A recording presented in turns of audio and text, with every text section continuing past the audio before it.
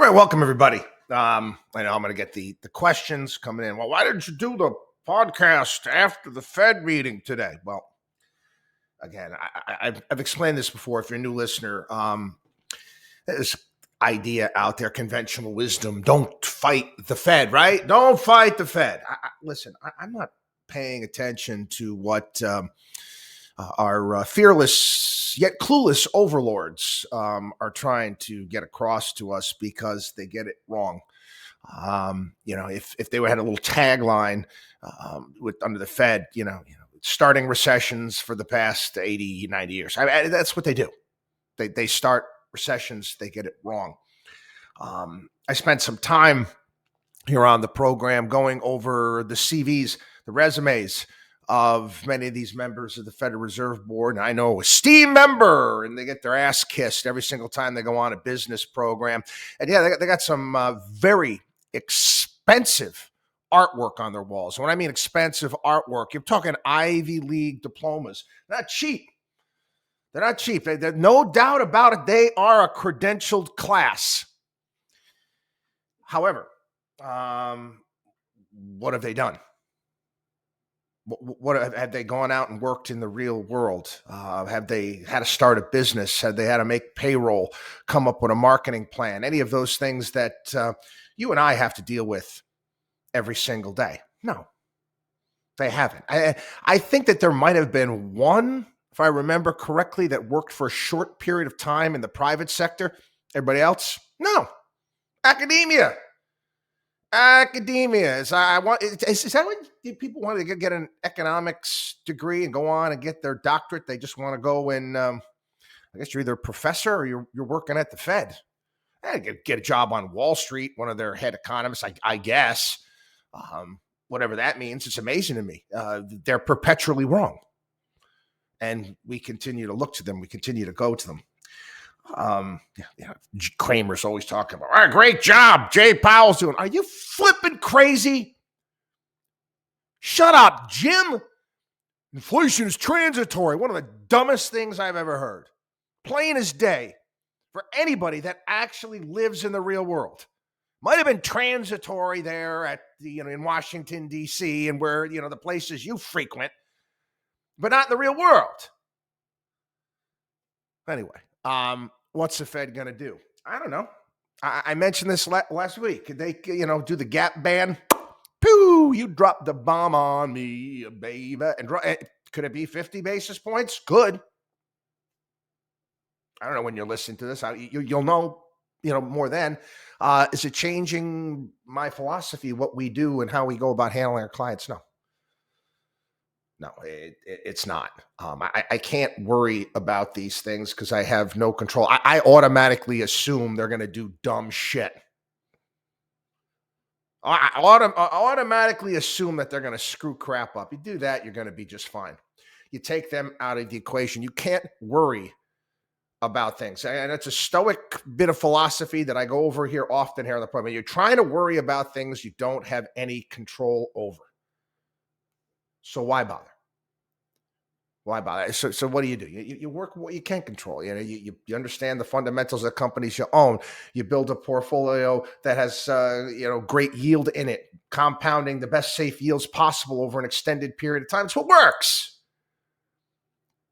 Tell you what's not going to work is playing the guessing game with the Federal Reserve. Anyway, the Federal Reserve is screwed up is because their most qualified candidate that I've seen in a long time was rejected. Congress couldn't get her through because she thinks different. Yeah, isn't it sad? We live in such a sad state that it's like, remember the high school cliques? They used to talk about that. Again, going back to the 80s, they had all those clique movies, the Pretty in Pink and Breakfast Club and all that stuff. The funny thing is my high school wasn't like that at all. Everybody got along with everyone. It was interesting. But anyway, the whole clique phenomenon. It's follow herd. It's all a herd mentality. So here you got Judy Shelton, and she thinks different. Questions things. Wow, God forbid you do something like that. You actually use your brain. and she got rejected. Wouldn't let her on the Fed. Can't have somebody that thinks different. Wasn't that one of the best advertisements I'd ever seen? I go back and watch it from time to time. It was brilliant. That Apple ad, Think Different ad. Who was it? It was the Richard Dreyfuss did the voiceover, I think, on that one. Go back and watch it. It was brilliant. Anyway, Judy Shelton piece today in the Wall Street Journal. Now that the U.S. economy seems to be turning the corner on the worst inflation in 40 years, it's important to remember that sound money and sound finances go hand in hand. While the Federal Reserve will continue focus on reducing demand through restrictive interest rates, Congress should concentrate on expanding supply. Yet it all needs to be accomplished while also pursuing a balanced budget. It's like, hallelujah. Praise the things that we've been talking about here ad nauseum for so long. Sometimes the Fed can't fix it. A good way of dealing with, inflation, you might want to increase the supply. We've gone over this here, which means get the freaking government out of the way. Novel concept. When inflation upends budgetary projections and financial planning, both at kitchen tables across the nation and across the halls of government, it needs to be confronted. The U.S. Central Bank has stood ready to accept responsibility for stable prices since 1977, when Congress specifically mandated that it promote effectively the goals of maximum employment, stable prices, and moderate long-term interest rates through an amendment to the Federal Reserve Act. Paul Volcker was aware of this assignment and committed to fighting inflation when he was nominated by Jimmy Carter to lead the Fed in 1979. Under Volcker, the Fed sought to restrain money supply growth by targeting the level of bank reserves in the system, allowing the daily interest rate to fluctuate. When Reagan was inaugurated in January 81, the effective federal funds rate exceeded 19%, unemployment 7.5%. The Reagan administration's program for economic recovery, announced on February 18th, 1981, took aim at reversing the debilitating effects of inflation by revitalizing economic growth. The plan acknowledged the importance of a stable and reliable monetary framework as part of an integrated and comprehensive economic system, but its primary thrust was to release the strength of the private sector and rekindle the nation's entrepreneurial instincts and creativity. Holy shnikes. Wow, you're kidding. You mean to tell me to, allow people to go out there and build and create and do the things that we do on every basis and make it a little bit easier might help grow the economy and the standard of living for everybody? No way. Shocker. Go figure. The Reagan plan, 4 parts. Substantial reduction in growth of federal expenditures. Significantly reduced federal tax rates. Prudent relief of federal regulatory burdens. A monetary policy on the part of the independent Federal Reserve System consistent with those policies.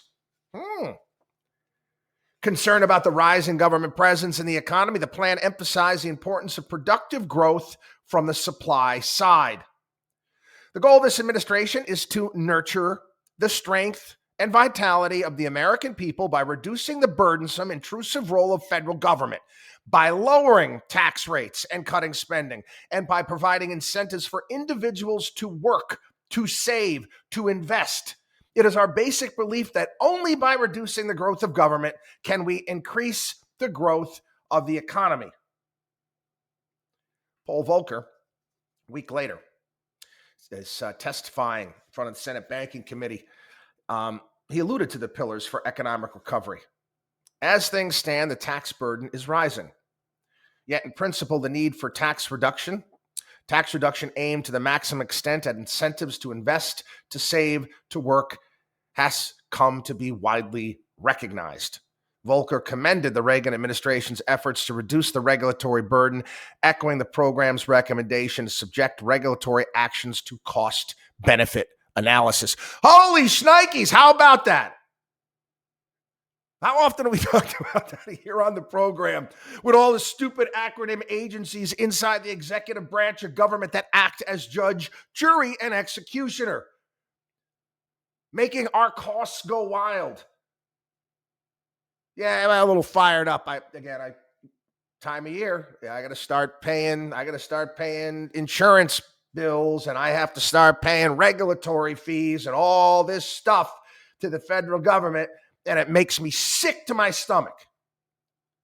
It's nauseating the amount of money that I have to spend just to open up shop every single day to some regulatory nonsense.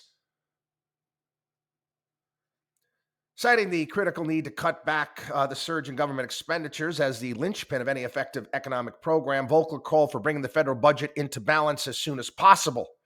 At the same time, he noted the objective cannot be achieved in a sluggish economy. Gee, balancing a budget. Wow. How about that? How about that? I mean, that's just, something that we would automatically assume should be the natural thing to do, that we have to do every single day, that we have to work within our own households. Anyway, listen. I'm not going to continue on with Judy's people. You get my drift here. Okay. There's ways to fix it. The Fed can't fix the economy. I wish that Jay Powell would come out and kind of put the onus on Washington, D.C. to do their part. I don't see that happening. I don't. You want my all right? I'll give you my prediction. Quarter basis point, and we're going to continue to monitor the what's going on and look at the data, but we're going to keep rates high. They're going to continue to have a hawkish stance. It is what it is. That's in my opinion. And guess what? You can take my opinion and you can take a Metro card, and guess what? You can get a ride on the subway in New York. Who cares? It's a guess. My point is, you can listen to all these people trying to guess. Oh, and the next day when they're right. Oh, yeah, see, I told you so. Yeah, but you were wrong the last 20 times. That's why you don't do it. This is why you don't play into this game of nonsensical predictions. Anyway, things that make you go, Lots of things make me go, all the time. And I saw this morning. ADP. Says jobs growth in January is the slowest in 2 years, and they blame it on the rain. Yes. Did I just sing a Milli Vanilli song? Yes, I did. They're blaming the weather. They're blaming the weather. Blame it on the rain. Poor Milli Vanilli. Poor Milli. Oh, man. They were eviscerated for lip syncing, and now that's basically what a lot of these modern artists do, for crying out loud. Anyway, neither here nor there.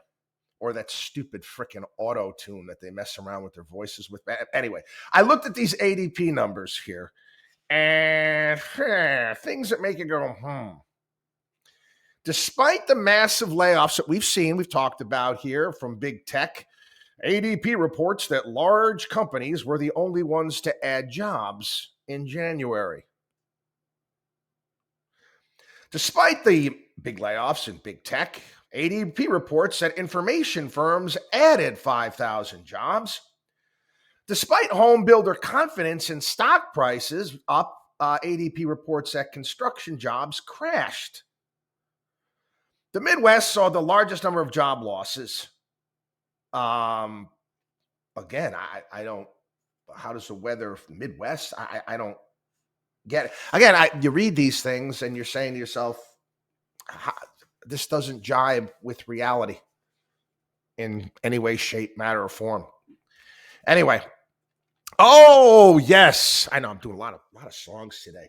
You remember the freaking phenomenal movie? Again, I'd put it up there, even though I don't think.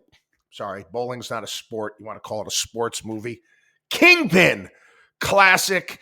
Bill Murray. Oh my God, Woody Harrelson, phenomenal film. But just thinking about that movie. We don't have a cow. We got a bull. Anyway, they played that movie when they were getting into the big showdown there.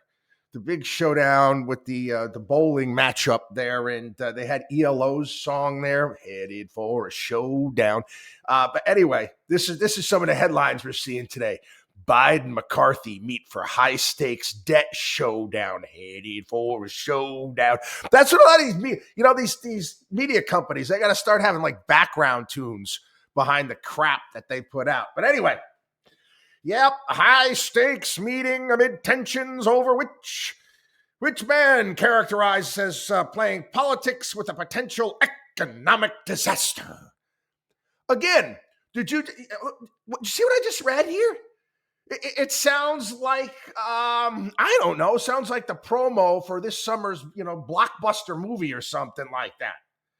They will have to come up with a deal to avoid the country defaulting on its debt, as some Republicans threaten not to be on board with the promise of spending cuts, and the White House asserting it will take no hostages or negotiate terms of the matter.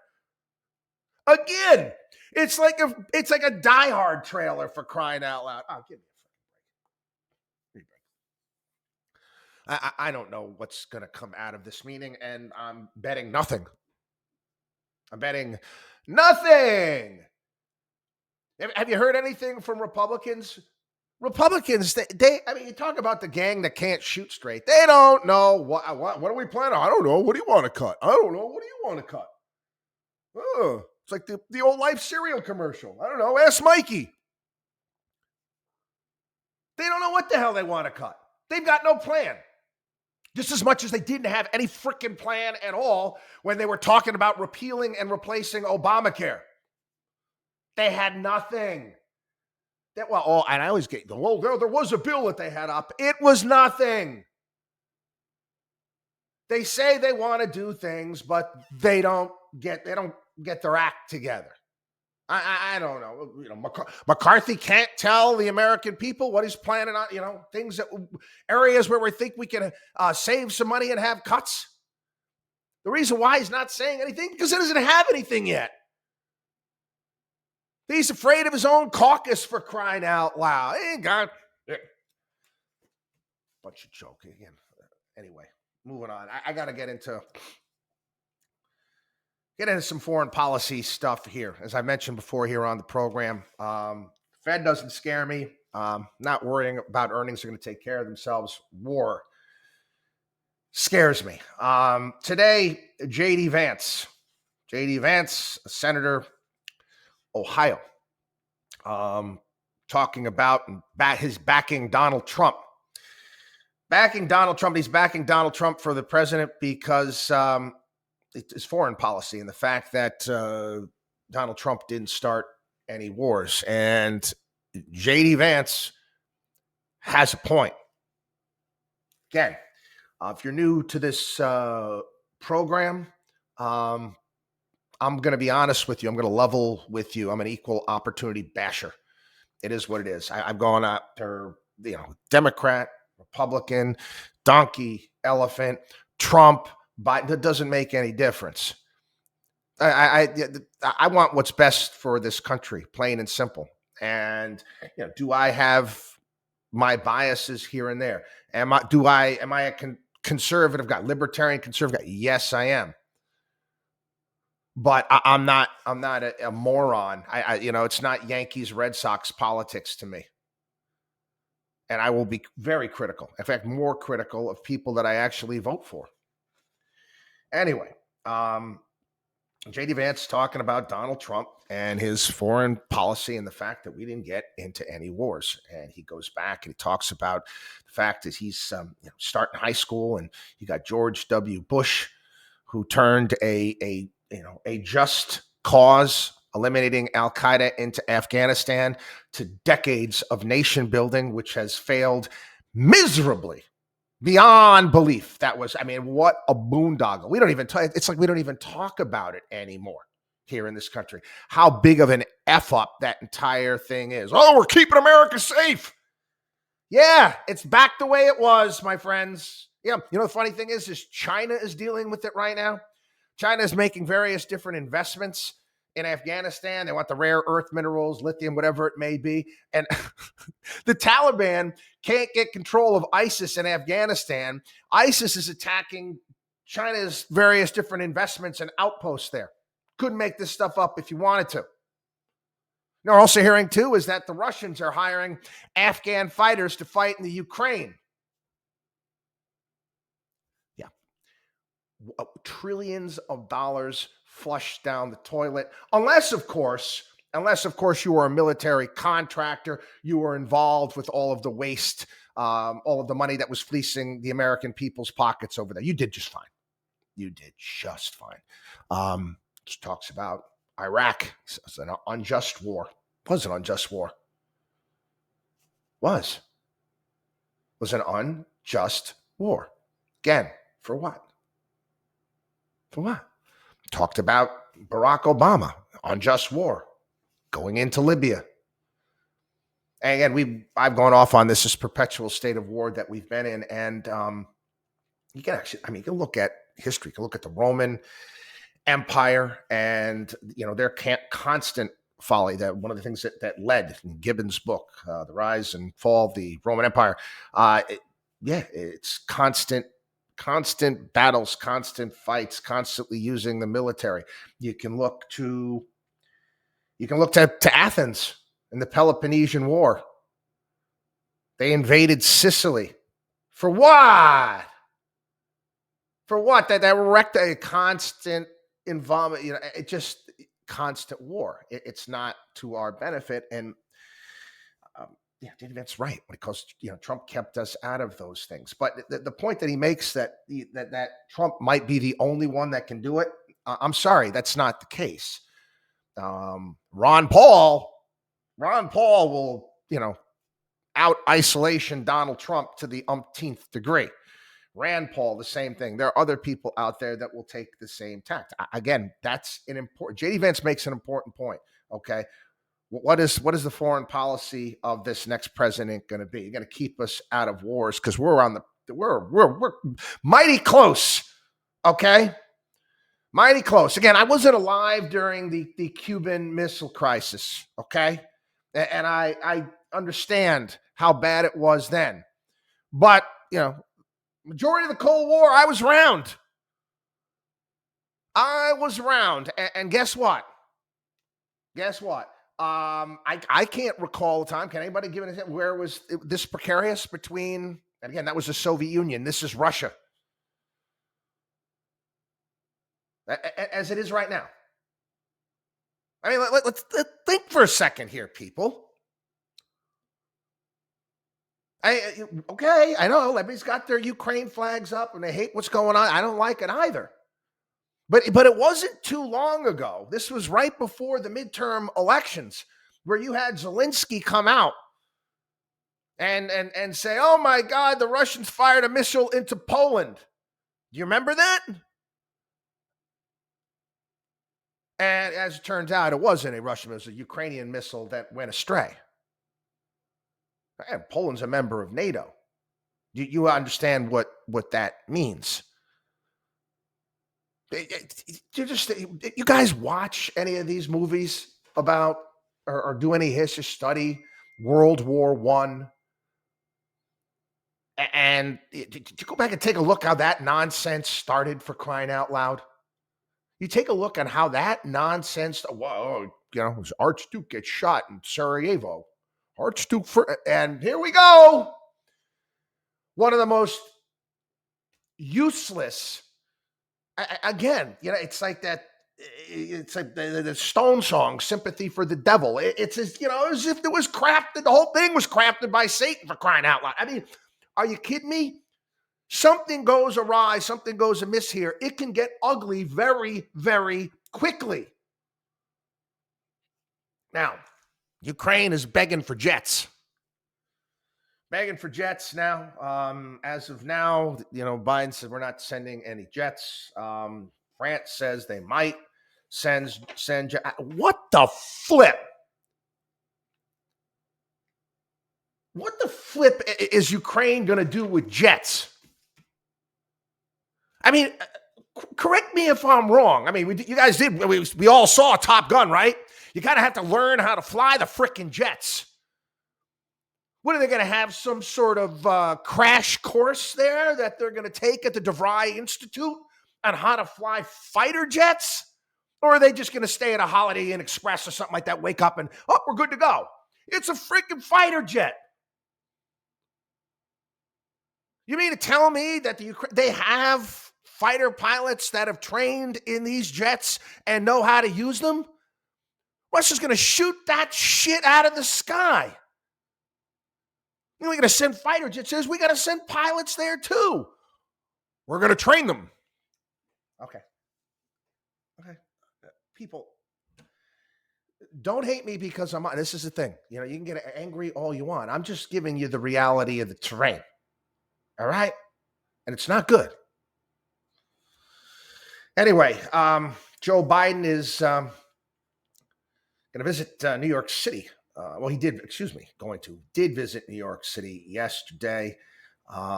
He announced this $292 million grant to Amtrak for a concrete casing. What this will do is it's going to allow for a future tunnel to be made to go to New Jersey for choo-choo trains. And basically, they got more of a development down there. It's the Hudson Yards, west side of Manhattan. And this will allow, so if they're going to have to put any sort of foundational things in, they'll have to go around this 640, it's the $649 million early phase project. And this is the final phase, another $292 million. They want to build another tunnel across. And they're talking about the one tunnel that goes across that's 100 years old. It's built to early 20th century standards. That's so 20th Brooklyn Bridge, pretty damn sturdy. Those Roman aqueducts that are still delivering water, they work. If you build it properly, it'll last.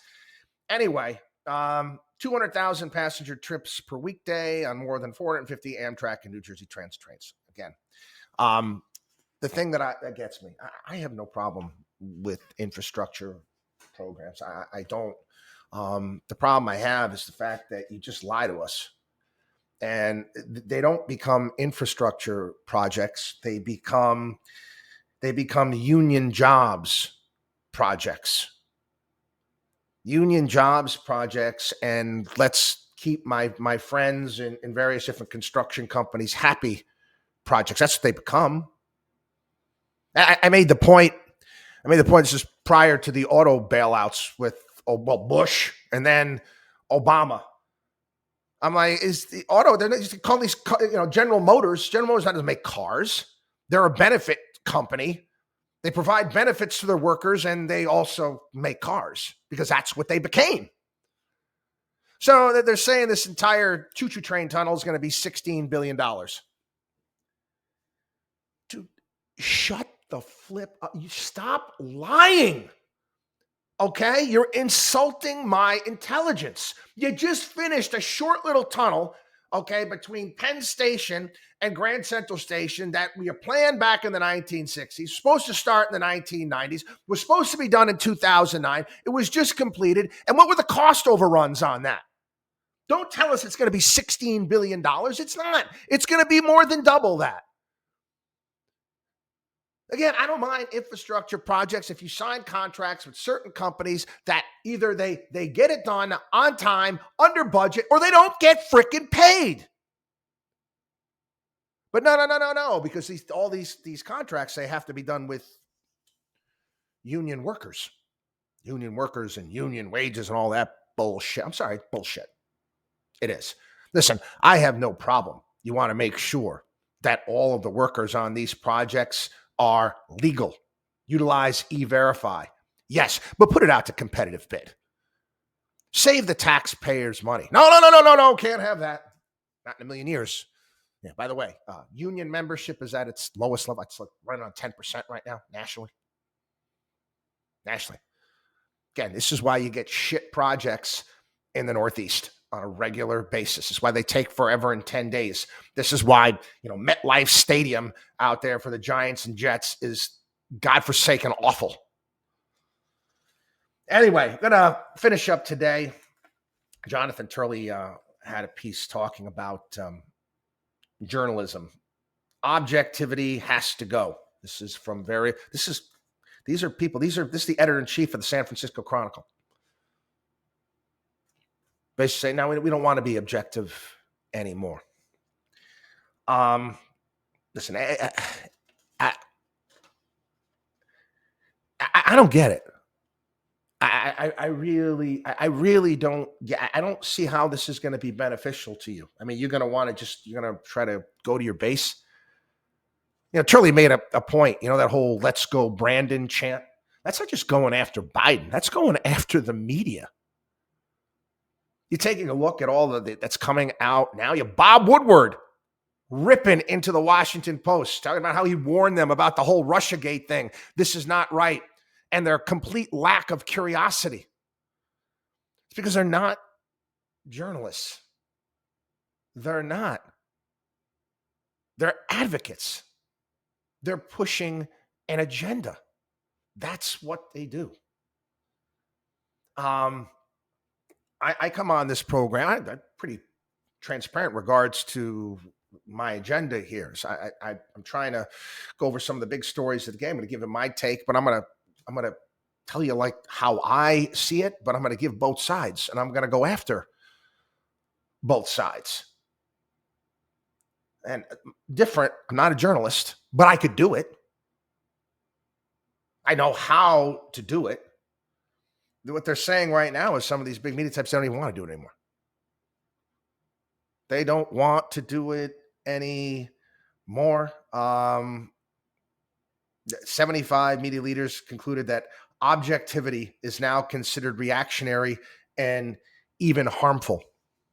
I mean, boy, they're really aching to go out of business, aren't they? Anyway, WatchDogOnWallStreet.com. WatchDogOnWallStreet.com is our site. Again, become a part of the Watchdog on Wall Street family. You're all welcome all the time. Have a good one, everybody.